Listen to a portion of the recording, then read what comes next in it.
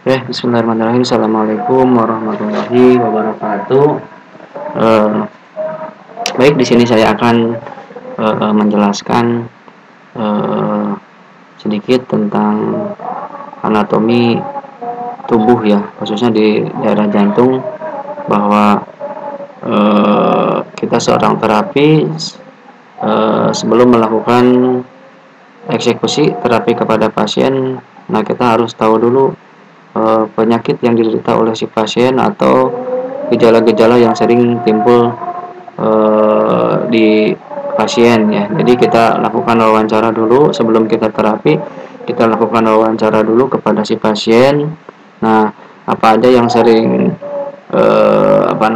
dirasakan, misalkan sakit anu.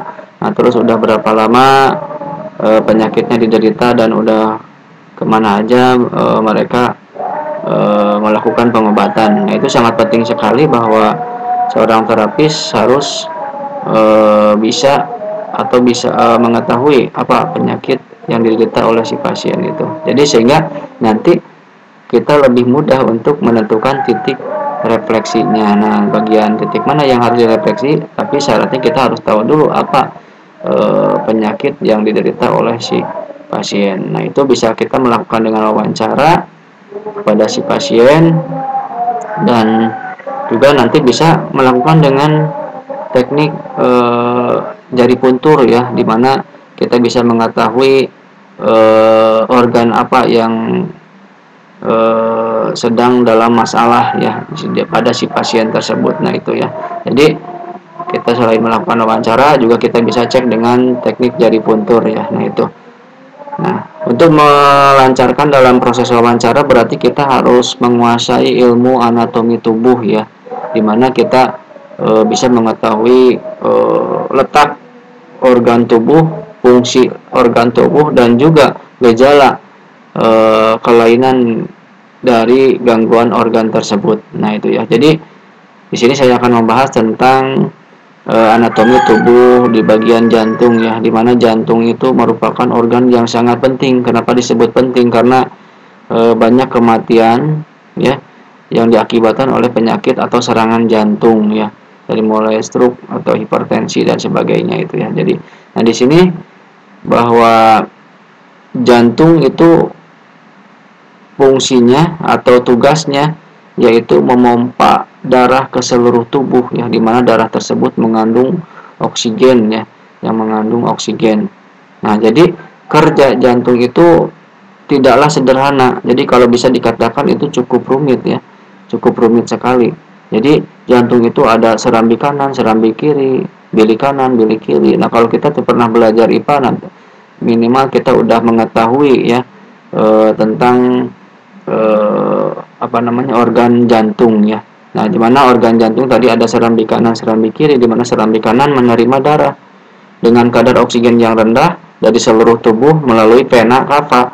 Kemudian, nah, setelah diterima, lalu kemudian memompanya ke bilik kanan. Nah, darah dari bilik kanan dipompa keluar jantung menuju ke paru-paru untuk pertukaran karbon dioksida dan oksigen. Nah, darah yang sudah kaya akan oksigen nanti dipompa masuk ke serambi kiri melalui vena pulmonalis. Nah, dan selanjutnya dipompa ke bilik kiri. Nah, setelah di bilik kiri kemudian memompa darah yang kaya akan oksigen ke seluruh tubuh melalui aorta ya. Nanti aorta itu ada di sini nih. Nah, di sini daerah atas ini nanti di share ya ke seluruh tubuh darah yang sudah kaya akan oksigen. Nah, itu cara kerjanya cukup rumit kalau kita bayangkan. Nah, makanya kita harus tahu anatomi tubuh tentang jantung ya, dimana jantung mempengaruhi cara berpikir atau perubahan emosi dan keadaan mental seseorang. Biasanya orang yang terkena penyakit jantung tidak percaya diri ya mentalnya, atau cepat capek ya. Nah, jantung menjadi kunci dari peredaran darah. Nah, gejala kelainan apa yang terganggu ya, atau yang dirasakan jika jantung terganggu ya. Nah, itu biasanya nafsu makan menurun, sulit tidur, tubuh kering, tubuh kurus, kulit kering, nyeri ulu hati, nyeri belikat, nyeri bagian dalam lengan, yang disertai dengan rasa haus serta kaki dan tangan terasa dingin, biasanya keringat dingin gitu. Nah, kenapa biasanya orang yang berpenyakit jantung terasa sesak? Nah, sesak ya mungkin karena diakibatkan oleh saluran atau pompa darah yang mengandung oksigennya itu kurang lancar atau terjadi sumbatan dan lainnya gitu ya. Nah, itu biasanya terjadi sesak di jantung yang terasa, dada terasa ditindih, dan juga detak jantung yang tidak beraturan. Nah, biasanya beda dengan sesak yang diderita oleh si pasien yang terkena penyakit lambung atau GERD ya. Nah, itu biasanya kalau sesaknya hampir mirip ya, biasanya diawali dengan kontraksi di perut dulu, misalkan sakit area perut atau area lambung, baru nanti sesak. Nah, itu biasanya akibat jenis makanan yang salah, mungkin berminyak atau yang mengandung kolesterol dan sebagainya, sehingga memicu asam lambung keluar. Nah, sehingga jika asam lambung keluar terjadi sesak. Nah, biasanya itu perbedaannya sesak antara jantung dengan lambung ya, gitu. Nah, Pak, itu mungkin kalau untuk penanganan, kalau kita udah tahu tentang gejala penyakit jantung, lalu kita bisa melakukan titik refleksi ya. Titik refleksi itu ada di kaki, ada di tangan, atau mungkin di anggota tubuh yang lainnya. Nah, di sini ada di bagian kaki di bawah ya. Nah, dan juga ada dua di ujung jari tengah dan antar jari manis dan kelingking, terus di kaki. Nah, di sini ada di bawah pergelangan tangannya sekitar 3 jari ke bawah, nanti di bawah arteri ya, jangan di pas arteri. Nah, jadi kita di 3 jari ke bawah, lalu di bawah arteri. Nah, itu lalu kita lakukan tekanan ya, ditotok, nah itu ya tekanan. Lalu kita getarkan, lalu kita di effleurage ya, diusap gitu ya. Nah, diusap, nah itu teknik cara memijat ya, memijat. Jadi ada totokan dulu, tekanan dulu ya, activating ya, lalu kita diputar atau digetarkan, boleh digetarkan. Nah, nanti kita diusap gitu ya, diusap atau di effleurage ya gitu. Kalau di teknik pijat, nah nanti teknik pijat udah dijelaskan, ada teknik-tekniknya di atas di sini ya. Nah, itu. Nah, di sini ada caranya untuk memijat ya. Jadi kita harus mengetahui pemahaman tentang simpul-simpul saraf. Itu memang sangat penting ya. Nah, di sini penekanan dalam memijat bisa dilakukan dengan ibu jari atau dengan telapak tangan ya.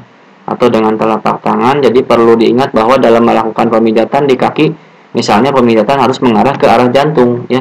Ke arah jantung, jadi telapak kaki maju ke atas. Begitu juga kalau kita memijat di pundak, kita ke arah bawah. Jadi bawah ke bawah kan ke arah jantung. Nah, itu ya. Jadi cara memijatnya seperti itu. Jadi jangan sampai salah arahnya gitu.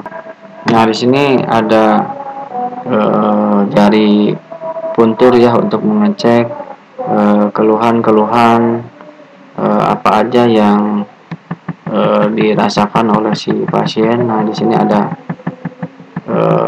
titik-titik paru-paru, usus besar, perikardium atau selaput jantung ya, Sanxiao atau tripemanas ya, diafragma, jantung, usus kecil. Sini ada limpa, liver, lambung, kandung ependul, kandung kemih ya.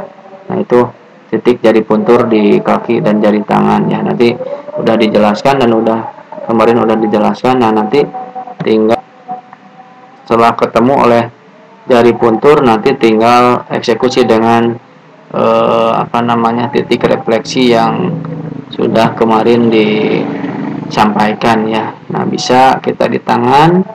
Nah, ini yang 3 jari dari pergelangan tangan, lalu di bawah arteri ya. Nah, itu lalu dilakukan tekanan pijat. Lalu kita nanti setelah ditekan, untuk menghindari rasa sakit atau penyembuhan, lalu kita getarkan dan lalu diusap. Nah, itu mungkin untuk terapi titik jantung ya, dan juga cara anatominya, fungsi jantungnya, dan juga yang lainnya. Itu aja mungkin, nanti dilanjut oleh ke paru-paru.